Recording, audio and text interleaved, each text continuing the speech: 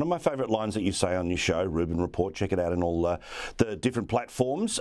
You talk about MSNBC as a televised mental institution, the far-left cable network, yes. And one of its chief inmates is Joy Reid. And Joy Reid did this bizarre editorial where she basically was dunking on red states, dunking on conservatives because the Grammys was so progressive and diversity and inclusion. She basically also said culture war over, we won. It was, to put it mildly, a celebration of the very thing the American right has turned into its latest anti-wokeness boogeyman: diversity, equity, and inclusion. So yeah, the culture wars are over and the left won, like total defeat. I can only imagine the heads exploding in red states. I imagine Ron DeSantis is somewhere stalking through his governor's mansion trying to figure out how to ban the airing of the Grammys in Florida and take away CBS's tax exemptions. No educational value, queer theory, black music. Ah! Now, that might be true in a lot of different areas, but does she think that the culture is only what we saw on Sunday night at the Grammys?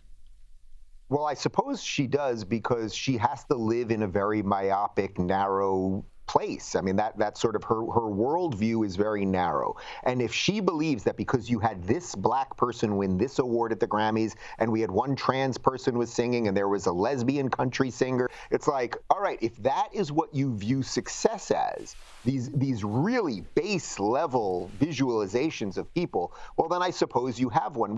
What I said on my show related to all this was, well, it's like, lady, I'm not so sure of that, because first off, the Grammys have gotten worse in terms of viewership every year since, I believe, 2011, so precipitously worse every year.